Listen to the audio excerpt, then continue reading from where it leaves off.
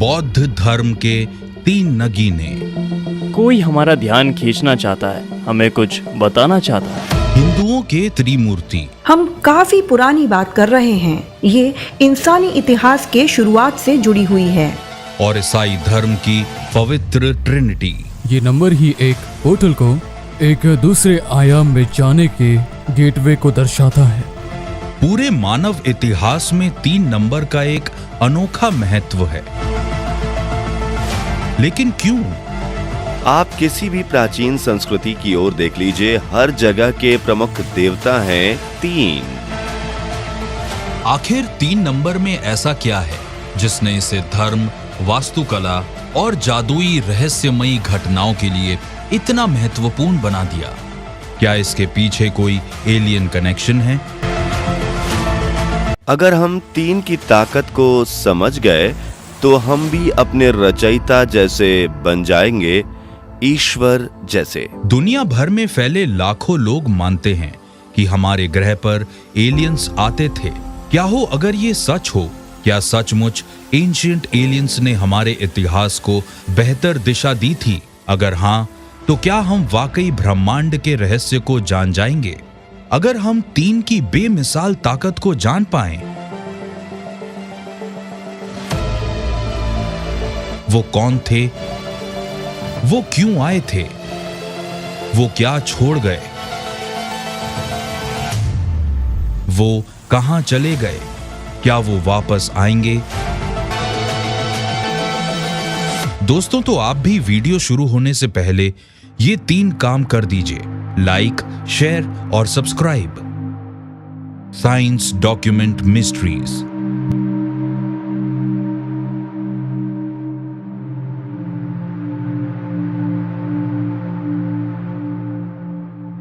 New grange, Ireland. 5000 साल पुराने इस टोम्ब के इस रास्ते की दीवारों को 3 स्पाइरल्स के रहस्यमय डिजाइन से सजाया गया था। यूनान प्रोविंस, चाइना।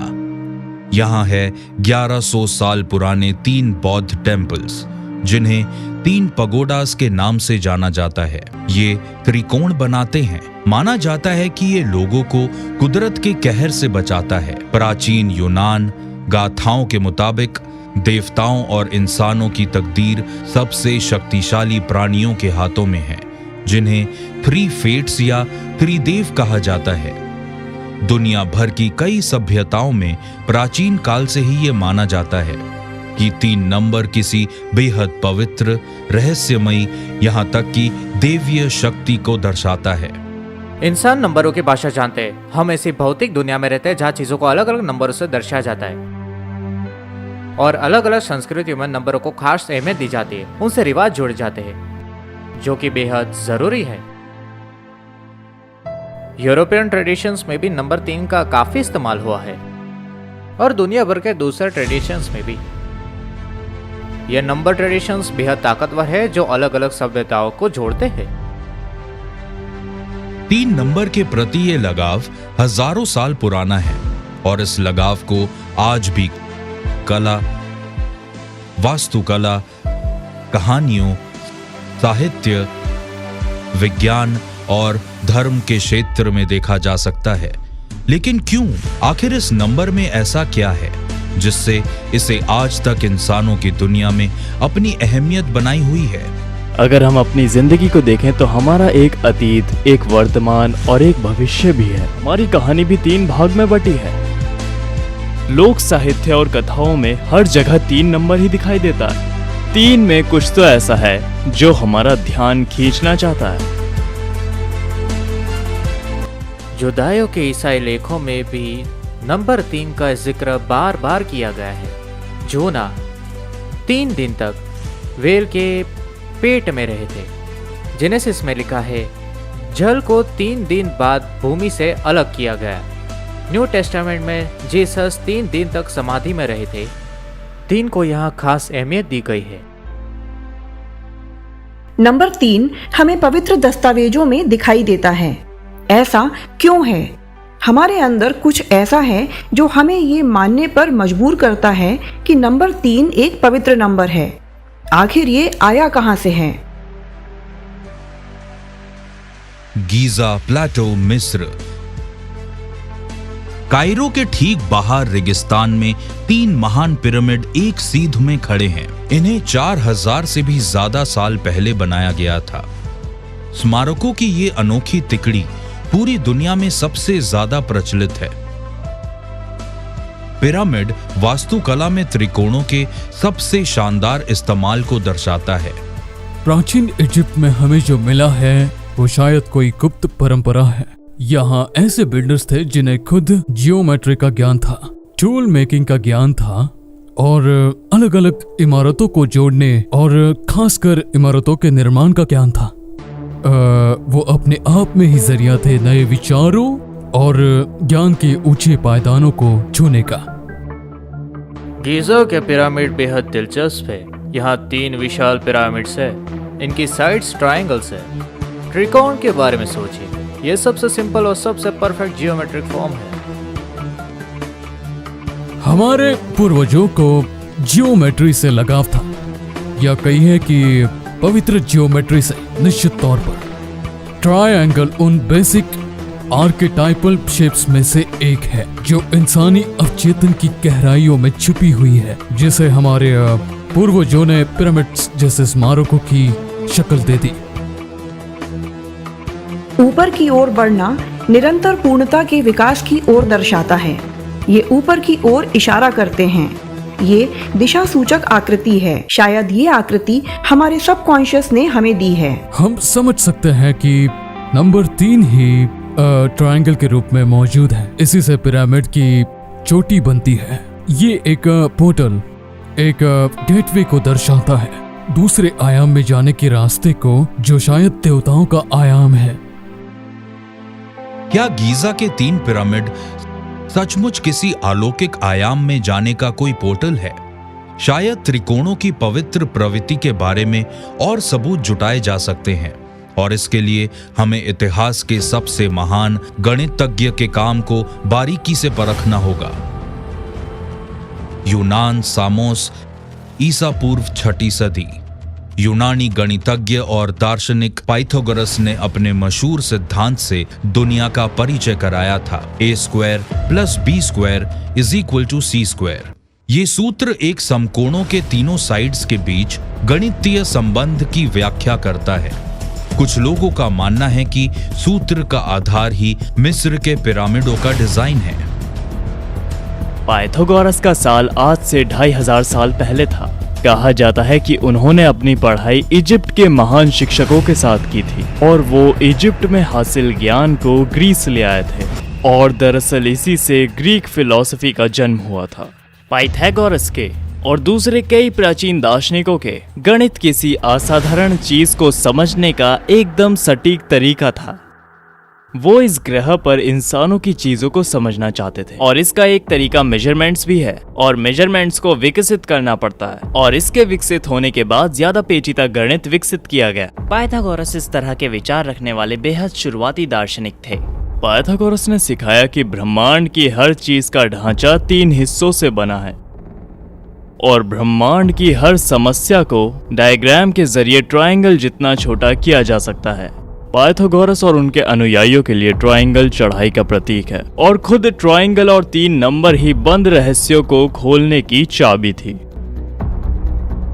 कारनाक, फ्रांस में हजारों विशाल काय पत्थर सीधे खड़े हैं। ये सभी 6000 साल पुराने हैं, और इनमें से कई समकोण या पाइथागोरियन ट्रायंगल के रूप में हैं, और इन्हें पाइथागोरस के जन्म से भी कई हजार साल पहले बनाया गया था। समकोण यानी राइट ट्रायंगल का ठीक यही ज्योमेट्रिकल रिलेशनशिप एवबरी और स्टोनहेंज में भी दिखाई देता है। यहाँ हम खुद से ही पूछने लगते हैं कि क्या पाइथागोरियन ट्रायंगल किसी खास एलियन ज्योमेट्री को दर्शाते हैं, 3 की ज्योमेट्री को? खास बात तो ये है कि a² + b² = c²। ये फॉर्मूला पूरे ब्रह्मांड पर लागू होता है, और इसीलिए इस खोज को पाइथागोरस का असाधारण कारनामा कहा जाता है। लेकिन वो ऐसे पहले शख्स नहीं थे। तो हम जानते हैं कि पाइथागोरस को ये ज्ञान प्राचीन इजिप्ट में मिला था और प्राचीन इजिप्टवासी खुद ये बात मानते हैं कि उन्हें ये ज्ञान देवताओं ने दिया था। इस तरह हमें एक ऐसी स्थिति दिखाई देती है जहां प्राचीन इजिप्टवासी इस ज्ञान को नॉन ह्यूमन इंटेलिजेंस यानी किसी एलियन सोर्स से जुड़ा बताते हैं, जिसे उन्होंने हजारों सालों तक संभाले रखा। पर पाइथागोरस वाकई पहले ऐसे इंसान थे जो इस ज्ञान को इजिप्ट से बाहर ले गए और उन्होंने ही दुनिया को इसके बारे में बताना शुरू किया। उन्होंने ही प्राचीन इजिप्टवासी के इस दिव्य ज्ञान को दुनिया के साथ साझा किया था। क्या पाइथागोरस का ज्योमेट्री का ज्ञान और उसका संपूर्ण ब्रह्मांड से इसके रिश्ते की खोज की जानकारी वाकई दूसरी दुनिया से आई है? पाइथागोरियन ट्रायंगल में ऐसा ज्ञान हो सकता है जिसे हम अभी तक समझ ना पाए हों। हो सकता है कि हमारे ग्रह की ज्योमेट्री ऐसे एक्स्ट्रा टेरेस्ट्रियल डोमेन से जुड़ी हो जो हमारे डोमेन से मिला हुआ हो। क्या दूसरी दुनिया के जीवों ने ही हमारे पूर्वजों को विकसित गणित की जानकारी दी थी?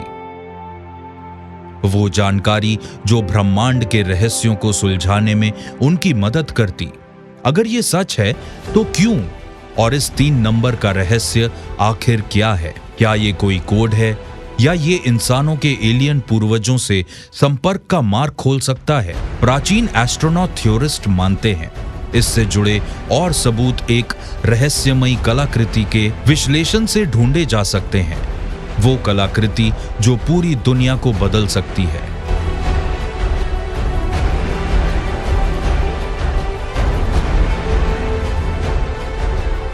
Cambridge university, England.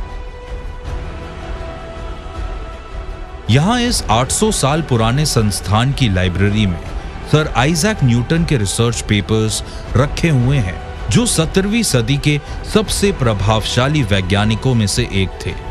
वो न्यूटन ही थे जिन्होंने वो ज्ञान दिया जो पूरी आधुनिक फिजिक्स का आधार बना, द 3 लॉज ऑफ मोशन। एक चीज है जो हम न्यूटन जैसे लोगों के बारे में अक्सर भूल जाते हैं, वो अल्केमी में बेहद दिलचस्पी लेते थे। वो खुद भी बहुत रहस्यमय थे और रहस्यमयी दुनिया और अल्केमी में 3 को बेहद शक्तिशाली नंबरों में शुमार किया जाता है। तो लोग कुदरती तौर पर चीजों को 3 में जाहिर करके उन्हें फिर 3 में बांट लेते थे। इसी प्रिंसिपल के जरिए जानकारी जाहिर की जाती थी। एल्केमी शुरुआती जादूगरों या केमिस्ट की उम्मीद थी। दरअसल उनका मकसद ये जानना था कि 2 अलग अलग मटेरियल्स को मिलाकर कोई बेशकीमती चीज़ बनाई जा सकती है या नहीं। लोगों में इस ज्ञान की होड़ मची हुई थी। इससे कई वैज्ञानिक खोजें हुई, यहाँ तक कि केमिस्ट्री के कई आइडियाज भी इसी कला के अभ्यास का नतीजा थी। न्यूटन के सिद्धांत, खगोल विज्ञान और गणित के लेखों में जिस प्राचीन दस्तावेज का गुप्त अनुवाद शामिल है और जो सदियों से अल्केमिस्ट की जिज्ञासा का विषय बना हुआ है, वो है एमरल्ड टैबलेट। हरे क्रिस्टल पर उकेरी गई ये टैबलेट कुछ ऐसी टैबलेट्स में से एक है जिनमें मान्यता के अनुसार न सिर्फ अल्केमी की ऊर्जा की जानकारियां छिपी हुई हैं, बल्कि साथ ही ब्रह्मांड के राज भी। लेकिन न्यूटन से जुड़े होने और कई प्राचीन ग्रंथों में जिक्र आने के बाद भी इस तथाकथित एमरल्ड टैबलेट को ज्यादातर लोग कल्पना की उपज ही मानते हैं। एमरल्ड टैबलेट या टैबलेट्स में शायद सबसे बुनियादी प्राचीन ज्ञान छिपा हुआ था। रूपांतर का प्राचीन ज्ञान, लंबी उम्र के राज, ब्रह्मांड के रहस्य। और इन टैबलेट्स के बारे में कई कहानियां भी मशहूर है। कुछ लोग कहते हैं कि ये हजारों सालों पहले ग्रेट पिरामिड में मिली थी। इन तथाकथित एमरल्ड टैबलेट्स पर एल्केमी के राज साफ लिखे हुए हैं और एल्केमी खुद अपने आप में न सिर्फ किसी चीज का शुद्ध रूपांतरण है यानी गोल्ड, बल्कि इसमें ब्रह्मांड के रहस्यों का ज्ञान भी बटोरा गया है। यानी इनके जरिए हम भी खुद को रूपांतरित करके ब्रह्मांड का हिस्सा बन सकते हैं, उससे जुड़ सकते हैं। एमरल्ड टैबलेट्स के बारे में एक दिलचस्प कहावत है, 3 एक इतना बड़ा रहस्य है जो उसके भी रहस्य से निकला है। इनके मुताबिक 3 में ऐसे राज छुपे हुए हैं जो यूनिवर्स को एक करते हैं। ये कहती है कि ताकत, ज्ञान और जागरूकता हर चीज 3 के प्रभाव से पैदा होती है। एमरल्ड टैबलेट्स का जिक्र होते ही हमारा सामना एक विचार से होता है जिसमें हम 2 तत्वों को मिलाकर उनके किसी तीसरे तत्व को बना सकते हैं। 3 हमेशा से ही ट्रांसफॉर्मेशन की शक्ति रहा है। यही अल्केमिस्ट को उसकी मंजिल दिखाता है। दरअसल आप अगर कुछ चीजों को ले और कुछ नया बनाए तो वो नई चीज तीसरा तत्व होगी। इस जानकारी को लिखा गया है, साथ ही ये जाहिर किया गया कि अगर किसी ने इस ज्ञान को हासिल किया वो जीवन का मालिक बन जाएगा, मौत को जीत लेगा और अलौकिक जीव बन जाएगा और जो चाहे वो कर सकेगा। क्या सर आइजैक न्यूटन जैसे आरंभिक वैज्ञानिक किसी बाहरी ज्ञान की तलाश कर रहे थे? और क्या यह ज्ञान नंबर 3 में छिपी अनोखी शक्तियों से जुड़ा हुआ था?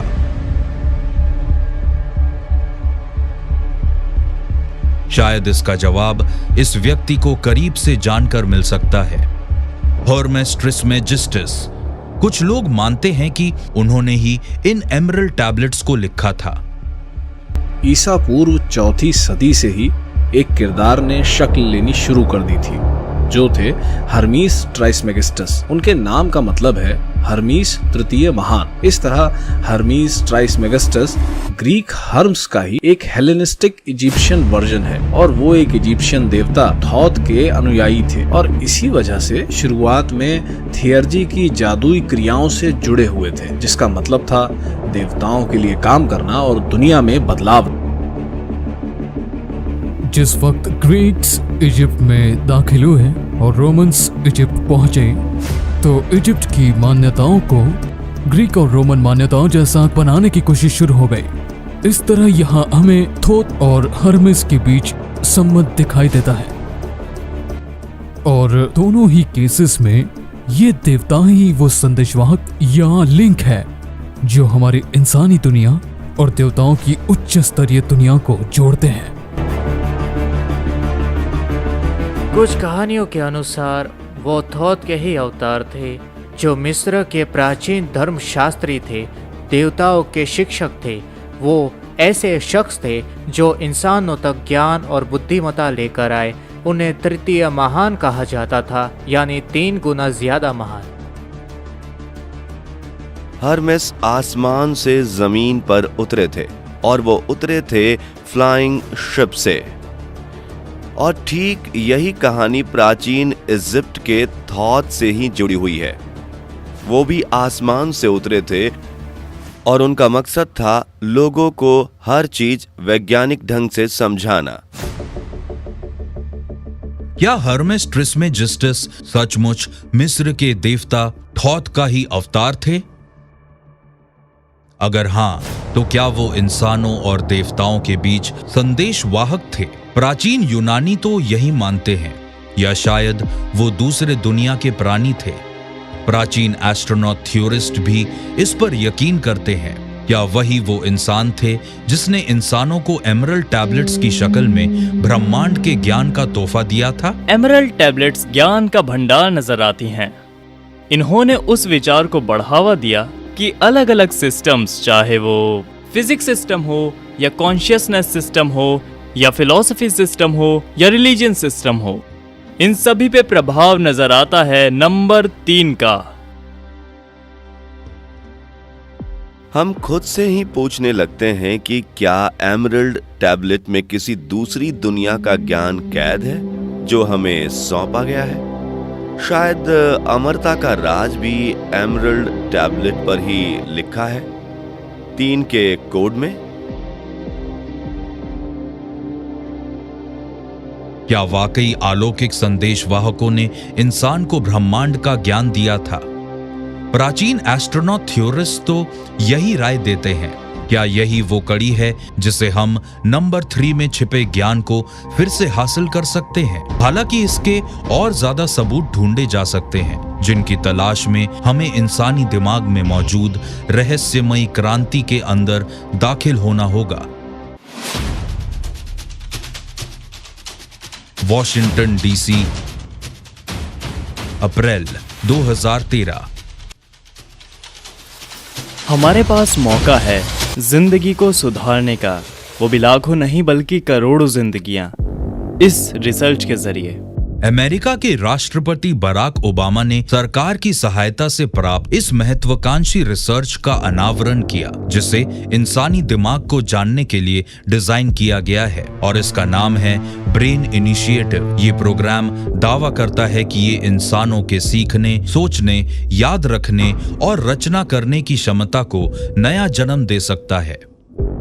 विज्ञान अब तक पूरी तरह से समझ नहीं पाया है कि इंसानी दिमाग कैसे काम करता है। दिमाग में अरबों न्यूरॉन्स होते हैं और उनके बीच करीब अरबों खरबों कनेक्शंस हो सकते हैं। अगर हम इसे समझ पाएं तो हम न्यूरल कोड को भी तोड़ सकते हैं, जिससे हमें कई तरह की बीमारियों को समझने में मदद मिलेगी। ये वाकई इंसानी शरीर को समझने की चरम सीमा है। इंसानी दिमाग कैसे काम करता है? हजारों सालों से इस रहस्य ने इंसानों को उलझाया हुआ है, लेकिन कई प्राचीन संस्कृतियों और धर्मों के हिसाब से दिमाग का काम करना सिर्फ बाकियों के काम करने से नहीं जुड़ा है, बल्कि ये किसी ऐसी शक्तिशाली चीज से जुड़ा है जो इस दुनिया की है ही नहीं।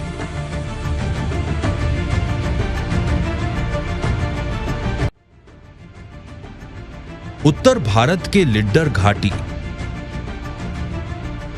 यहीं बर्फ की चादर से ढके हिमालय पर्वत के ठीक बीचों बीच मौजूद है अमरनाथ गुफा। हर गर्मियों में हजारों की तादाद में हिंदू भक्त इन जटिल परिस्थितियों में एक कठिन यात्रा करके पहुंचते हैं अमरनाथ गुफा और दर्शन करते हैं बर्फ के विशाल शिवलिंग का, जिसे प्रतीक समझा जाता है शिव देवता का। शिव हिंदू धर्म के सबसे ताकतवर देवताओं में से एक हैं। पुराणों के मुताबिक इस गुफा में शिव ने अपनी पत्नी देवी पार्वती को सृष्टि की रचना का ज्ञान दिया था। हिंदू पुराणों में सृष्टि की रचना के पीछे 3 महान दैवीय शक्तियों का हाथ है।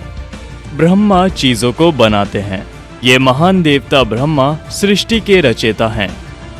विष्णु इस सृष्टि यानी दुनिया को चलाते हैं और शिव विनाश करते हैं, जिनमें शिव बाकी के 2 देवताओं जितने ही महत्वपूर्ण हैं, क्योंकि विनाश के बिना इस त्रिमूर्ति की कल्पना ही नहीं की जा सकती। आपको कुछ नया नहीं मिलेगा। बिना विनाश की ऊर्जा के आपको विकास की ऊर्जा नहीं मिलेगी। हिंदुओं में शिव को अक्सर त्रिशूल के साथ दिखाया जाता है, जिसके 3 कांटे उनकी 3 मूलभूत शक्तियों को दर्शाते हैं, इच्छा शक्ति, कर्म और ज्ञान। उन्हें तीसरी आंख के साथ भी दिखाया जाता है, जो माथे पर दोनों आंखों के ठीक बीच में बनी होती है। इसकी क्या वजह है? कई तस्वीरों में हम ये साफ तौर पर देख सकते हैं। उनके माथे पर आंखों के ठीक बीच एक तीसरी आंख भी है। उन आंखों से भी वो सब कुछ देख सकते हैं, ऐसी चीजें भी जो आम आंखें नहीं देख पाती। और जब वो आंखें खोलते हैं तो उससे बहुत ज्यादा ऊर्जा निकलती है और एक बार खुलते ही सब कुछ साफ नजर आता है। फिर आप ब्रह्मांड में झांक रहे होते हैं और आप सभी से संपर्क साध सकते हैं, क्योंकि आप उस स्थिति में कॉस्मिक फ्रीक्वेंसी से जुड़े हुए होते हैं। कई सभ्यताओं की आध्यात्म से जुड़ी मान्यताओं में, भले ही वो भारत की हो या एशिया के दूसरे हिस्सों की, एक तीसरी आंख का जिक्र है जो माथे पर होती है और आमतौर पर 2 आंखों के ठीक बीच में होती है।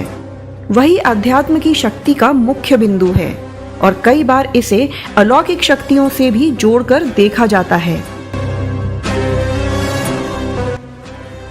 फ्रीमैसोनरी के सिद्धांतों में एक अटल अरु बार बार आने वाला विचार है, वो ये कि 2 दीवार या खंबे टिकाने के लिए बीच में तीसरे ढांचे को जोड़ना आवश्यक है, और ये तीसरा ढांचा अक्सर एक रहस्यमयी या कहिए तीसरी आंख के रूप में दिखाया जाता है। पर क्यों? क्या ये ऊपर से देखते हुए ईश्वर का प्रतीक तो नहीं?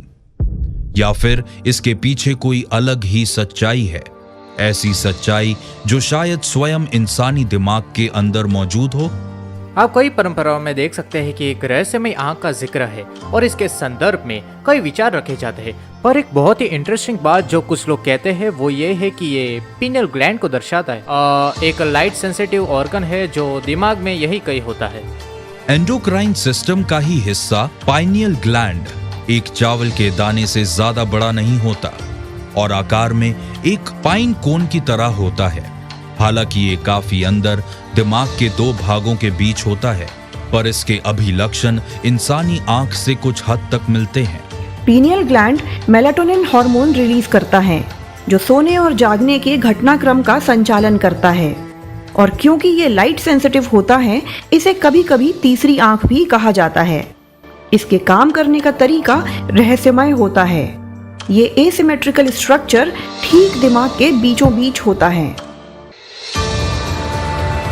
क्या ये मुमकिन है कि प्राचीन इंसानों को इस पाइनियल ग्लैंड के वजूद का एहसास था, और अगर था तो क्या वो दिमाग में इसके खास काम से परिचित थे? इंसानी इतिहास के शुरुआती दौर से ही ज्यादातर सभ्यताओं में इस पीनियल ग्लैंड को एक रहस्यमय ग्लैंड माना जाता है जो कहीं ना कहीं एनलाइटनमेंट या कहिए कि एक अलौकिक अनुभव से जुड़ा मानते हैं। ऐसा ज्यादातर लोगों ने माना है। हमारी दो आंखें जो बाहरी तौर पर हमें दिखती हैं उनसे हम आसपास की चीजें देखते हैं, पर तीसरी आंख से हम उसके भी परे देख सकते हैं, वो चीजें जो हम आम तौर पर नहीं देख सकते। तो क्या वाकई तीसरी आंख नाम का कोई अंग मौजूद है, इंसानी दिमाग का वो हिस्सा जिसे हम अपने से परे दूसरी चीजों से जोड़ते हैं, ऐसी चीजें जो इस ग्रह से भी बाहर हैं? पूरे इतिहास में नजर डालें तो तीसरी आंख में वो हमें खूबियां नजर आती हैं जिससे हम अलग अलग आयामों में सफर कर पाते हैं, या कहिए ब्रह्मांडीय सफर जैसा कुछ कर पाते हैं। मेरा सवाल ये है कि ये कहानियां शुरू कहां से हुई? क्या ब्रह्मांडीय सफर वाकई मुमकिन है? सिर्फ दिमाग के बल पर किसी दूसरी जगह पर जाया जा सकता है? तीसरी आंख का कंसेप्ट शायद ये है, हम ना सिर्फ अपने देवताओं से जुड़ते हैं बल्कि दूसरी पवित्र आत्माओं से भी जुड़ते हैं, और मुमकिन है कि दूसरी दुनिया के जीवों से भी, मानो एलियंस से जुड़ते हों।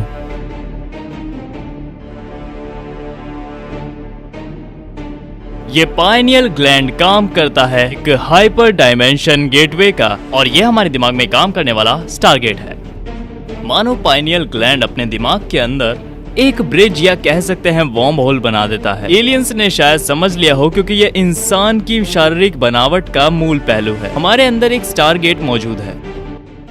और जरा इस तरह सोचिए कि अगर हमें खुद उन एलियंस ने बनाया होगा और उन्हें पता होगा कि हमारी ये तीसरी आंख जो उनका लगाया हुआ एक अंग है, ताकि वो हमें निखार सकें, विकसित कर सकें और इस काबिल बन जाएं कि खुद उस तीसरी आंख का इस्तेमाल करना अच्छे से सीख जाएं। क्या इंसानी दिमाग का ये हिस्सा पृथ्वी में मौजूद इंसान का बाकी जीवों से अलग बर्ताव करने की इस पहेली को सुलझाने में मदद कर सकता है? क्या ये छोटा सा ग्लैंड इस बात को समझने में हमारी मदद करेगा कि क्यों इंसान ने कला, संगीत और साहित्य की रचना की? मरने के बाद क्यों दफनाते हैं और अपने ही मौजूद के रहस्य को जानने में वक्त बिताते हैं? शायद इसका जवाब हमें प्राचीन काल में पूरी दुनिया में बनाई कई देवी मूर्तियों की कहानी से मिलेगा, जिन्हें 3 के झुंडों में बनाया गया है।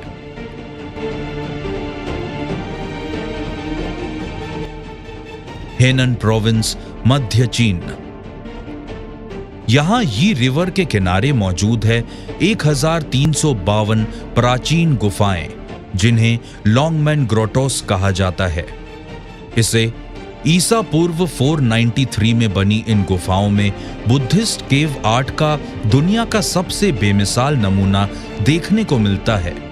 करीब 1 लाख से भी ज्यादा पत्थरों की मूर्तियों में से सबसे विशाल में से एक है अमिताभ बुद्ध, जिसे अंग्रेजी में बुद्धा ऑफ इनफाइनाइट लाइट कहते हैं।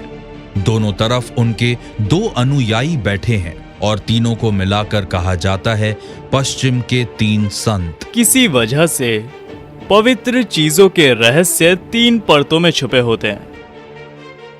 महायान बुद्धिज्म में जो 3 मार्गदर्शन हैं, उनमें अमिताभ जो स्वयं असीम ज्ञान से भरे बुद्ध और उनके 2 अनुयायी हैं, एक बुद्धिमता दर्शाते हैं और दूसरे दया। और ये बात भी सोचने योग्य है कि प्राचीन कला में देवताओं और रहनुमाओं को 3 के झुंड में दिखाया गया है। किसी वजह से उन त्रिमूर्तियों को पवित्र परम शक्तिशाली के रूप में दिखाया गया है। कहीं ना कहीं 3 से हमें पूर्णता की एक जरूरी जानकारी मिलती है। त्रिमूर्तियां, तिकड़ी, ट्रिनिटीज। क्यों दुनिया भर की सभ्यताओं ने उनके पवित्र रहनुमाओं को, उनके सम्मानित व्यक्तियों को 3 के शक्तिशाली झुंड में दिखाया है?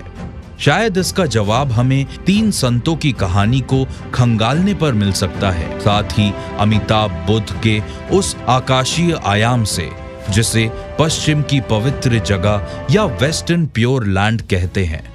अमिताभ बुद्ध अपनी पिछली जिंदगी में एक राजा थे जिन्होंने कई प्रतिज्ञाओं के बाद अपना साम्राज्य छोड़ दिया था, और उन्होंने जो प्रतिज्ञा ली थी वो थी पवित्र बौद्ध स्थान बनाने की। वेस्टर्न प्योर लैंड को एक असली जगह माना गया है जो टाइम और स्पेस से परे कहीं और मौजूद है। मरने के तुरंत बाद अमिताभ बुद्धा खुद आपके पास आएंगे और आपको इस वेस्टर्न पैराडाइज तक लेकर जाएंगे।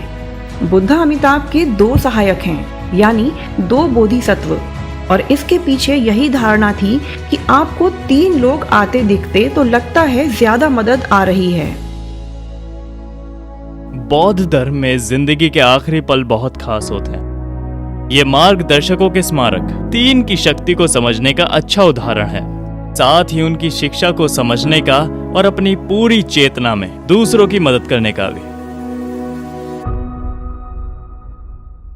क्या ये वेस्टर्न प्योर लैंड, जैसा मुख्य धारा के बुद्धिजीवी मानते हैं, एक ज्ञानोदय की स्थिति है, या फिर ये 3 संत मृत्यु के बाद मनुष्य को एक अलौकिक या किसी एलियन आयाम में ले जाते हैं? प्राचीन एस्ट्रोनॉट थ्योरिस्ट मानते हैं इसका जवाब हमें इस आध्यात्मिक स्वर्ग के विवरण से मिल सकता है। अमिताभ बुद्ध ये मानते थे कि वाकई ऐसी जगह मौजूद है जहां लोग देवताओं के साथ रहते हैं और वो देवता आपको ज्ञान और जानकारियां बांटते हैं, और यहाँ सभी सुनहरे दिखाई देते हैं, और साथ ही आप में पूरे ब्रह्मांड में झांकने की ताकत होती है। आप पृथ्वी पर कभी भी कहीं भी जा सकते हैं। ये वाकई सिर्फ एक मिथ है, या अमिताभ बुद्ध भी एक एलियन थे जो पृथ्वी पर आए और जिन्होंने यहाँ रहते हुए विकास की नई ऊंचाइयों को छुआ और बाकियों की भी उसे हासिल करने में मदद की? कहीं ऐसा तो नहीं अमिताभ बुद्ध दरअसल एक एलियन यात्री रहे हों? और अगर ऐसा था तो क्या प्योर लैंड बुद्धिज्म के वो 3 संत मरणोपरांत आत्मा को सिर्फ दिशा निर्देश न देकर उन्हें दूसरे विकसित जीवों में बदलते थे, ऐसे जीव जिनमें एलियन शक्तियां थीं? प्राचीन एस्ट्रोनॉट थ्योरिस्ट इसका जवाब हाँ में देते हैं और कहते हैं इसके सबूत एक और रहस्यमयी तिड़की की कहानी में मिल सकते हैं, जिन्होंने एक महान यात्रा को अंजाम दिया। वो यात्रा मृत्यु के बाद की दुनिया ढूंढने की नहीं, बल्कि पृथ्वी में उस पवित्र जिंदगी को ढूंढने की थी।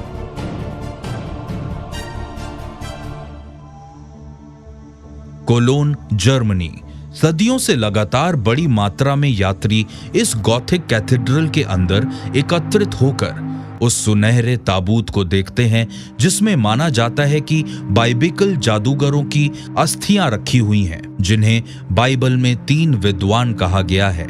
जहां यीशु मसीह के जन्म के संदर्भ में इन 3 विद्वानों की यात्रा की कहानी का अपना ही महत्व है, वहीं इन 3 रहस्यमयी किरदारों के बारे में ज्यादा कुछ नहीं कहा गया।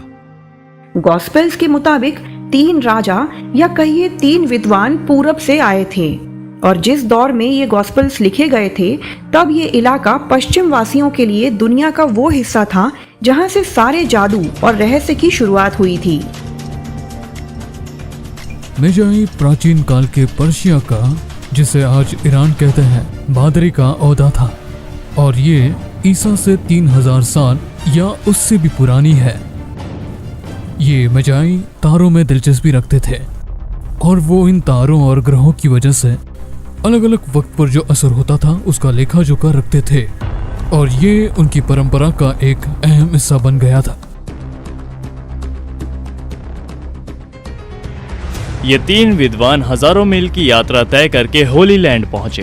उन्हें ये बेथलेहम बिना किसी नक्शे के मिला था। वो खगोल शास्त्री थे, तारों को देखकर आगे बढ़ते थे।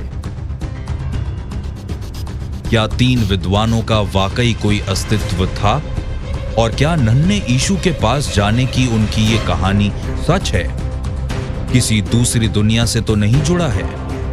और जो तारा उन्हें रास्ता दिखा रहा था वो खुद चल रहा था, वो उड़ रहा था, उन्हें सही दिशा का ज्ञान दे रहा था, क्योंकि उसके पीछे चलकर उन्हें अपनी मंजिल तक पहुंचना था। और वो वहां रुक गया जिस जगह यीशु पड़े हुए थे और उस तारे ने वहां रोशनी भी की। सवाल तो ये भी उठता है कि कहीं वो 3 मेजाई खुद एलियन देवता तो नहीं थे, या फिर हो सकता है कि बेथलम का वो तारा ना होकर एक तरह का एलियन स्पेसशिप हो जो उन तीनों मेजाई को रास्ता दिखा रहा हो।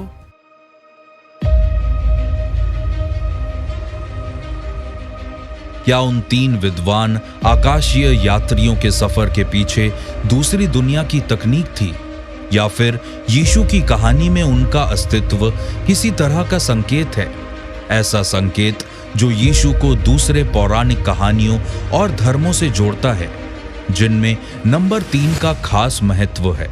एक ऐसा तबका भी है जो मानता है इसका जवाब हमें उन 3 तोहफों की जांच करने पर मिलेगा जिन्हें वो 3 जादूगर ईश्वर के बेटे के लिए लाए थे। सोना जो उस बच्चे की जिंदगी में मूलभूत जरूरतों को पूरा करने के लिए जरूरी था। लोहबान एक ऐसी प्राचीन खुशबूदार चीज जो जलने पर दिमाग बढ़ाने और ज्ञानोदय का काम करती है। और गंधरस ऐसा तेल जो अक्सर मृत्यु के पश्चात शरीर पर लगाया जाता है और बाद की जिंदगी दर्शाता है। पर सिर्फ 3 ही तोहफे क्यों? और सिर्फ 3 ही मेजाई क्यों? शायद इसका जवाब हमें प्राचीन जैविक भाषा में मिलेगा, जो उतनी ही पुरानी है जितनी जिंदगी। ऐसी भाषा जिसमें संकेत 3 के रूप में दिखता है।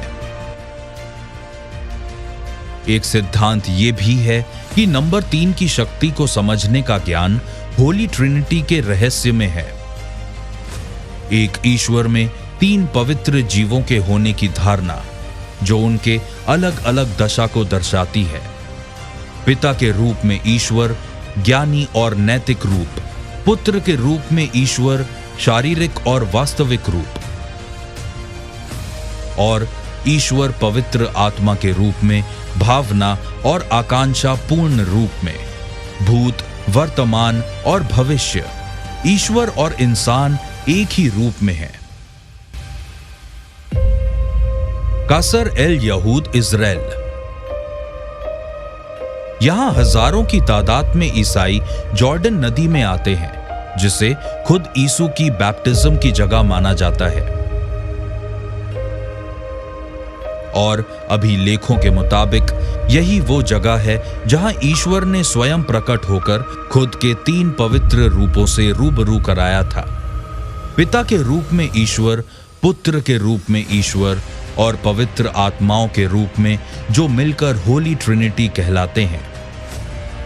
यीशु के बैप्टिज्म की कहानी में कहा गया है कि यीशु जॉर्डन नदी में खड़े थे और ऊपर आसमान खुल जाता है और पवित्र आत्मा एक शांति दूत के रूप में यीशु के ऊपर आती है।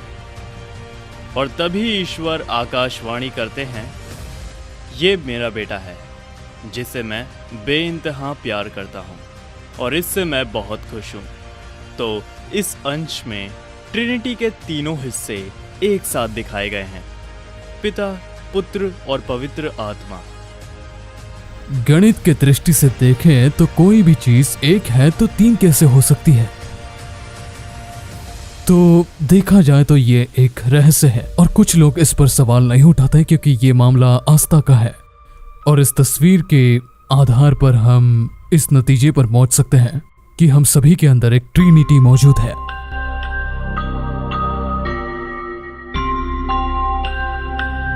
ईश्वर के जिस 3 रूप की व्याख्या न्यू टेस्टामेंट में की गई है, क्या वो पूरी मानव जाति में मौजूद है?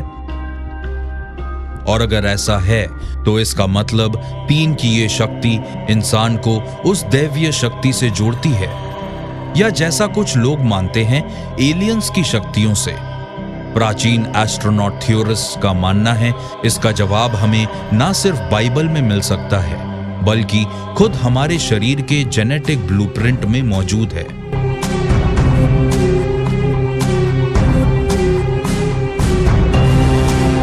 Huntington, New York 1966। वैज्ञानिकों ने आधुनिक विज्ञान में एक बहुत बड़ी सफलता हासिल की। वो जेनेटिक कोड की गुत्थी सुलझाने में कामयाब रहे। सालों की रिसर्च के बाद उन्हें पता चला डीएनए के यूनिवर्सल स्ट्रक्चर के 3 मॉलिक्यूल कॉम्बिनेशन की तस्वीर होती है, जिन्हें कोडॉन्स या ट्रिपलेट्स कहते हैं। हमारे शरीर में डीएनए सीक्वेंस होता है और ये हमारे शरीर के प्रोटीन्स की कोडिंग है। अब सवाल ये उठता है कि ये उसके बारे में कोडिंग कैसे करता है, या हर व्यक्ति का बेस पेयर कुछ कहता है। अगर 2 एक साथ हो तो कुछ अलग मतलब है, या फिर 10 का सीक्वेंस कुछ है। और हम साफ देखते हैं कि ये सिर्फ 3 के ग्रुप में ही नजर आता है। ये साफ है कि 3 नंबर खास कड़ी है हमारे डीएनए लैंग्वेज की, और ये बात अपने आप में एक क्रांति है क्योंकि प्राचीन एलियन थियरी ने हमेशा से इस बात को साफ किया है कि एलियन का इतिहास में किया हुआ छेड़छाड़ का सबूत किसी क्रैश स्पेसशिप या उनके छोड़े हथियारों या औजारों में नहीं मिलेगा, बल्कि असली सबूत हमारे सामने हमारे डीएनए से ही आएगा।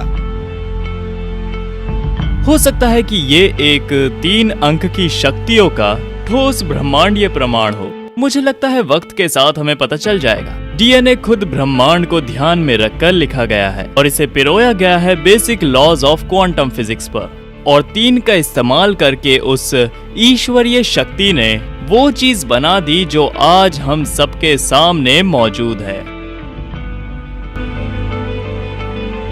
प्राचीन रहस्यों को सुलझाने के लिए नंबर 3 खास है। हर जगह हमें 3 चीजें देखने को मिलती हैं और हो सकता है कि ये ब्रह्मांड के उस संकेत की तरफ इशारा करता है जिसमें 3 को मूल माना गया है, और ये हमें अपने डीएनए में भी देखने को मिलता है। तो हम साफ देख सकते हैं कि 3 की शक्ति कैसे पूरे ब्रह्मांड में छाई हुई है, यहाँ तक कि हमारे डीएनए में भी। और हो सकता है उन एलियंस ने ही हमारे अंदर इस शक्ति को गढ़ा होगा। अगर हम 3 के ताकत को समझ गए तो हम भी खुद हमारे रचयिता जैसे बन जाएंगे, ईश्वर जैसे। 3 की शक्ति का प्राकृतिक रूप जो डीएनए के रूप में हम सब में मौजूद, क्या वाकई इस बात की पुष्टि करता है कि हमारे रचयिता एलियंस थे? और जिससे पता चलता है कि हम तो सिर्फ उसकी शुरुआत है, या फिर इसका जवाब हमें उन त्रिमूर्तियों या तिकरियों में मिलेगा जो दुनिया की सभ्यताओं में धार्मिक प्रस्तुतियों में दिखता है। शायद इसका जवाब हम इंसान की उत्पत्ति तक ले जाए, और हो सकता है हमारी उत्पत्ति की जड़ें ना सिर्फ पृथ्वी पर बल्कि इसके बाहर भी फैली हों। आप भी 3 की तिकड़ी कर सकते हैं। लाइक, शेयर और सब्सक्राइब करें। धन्यवाद।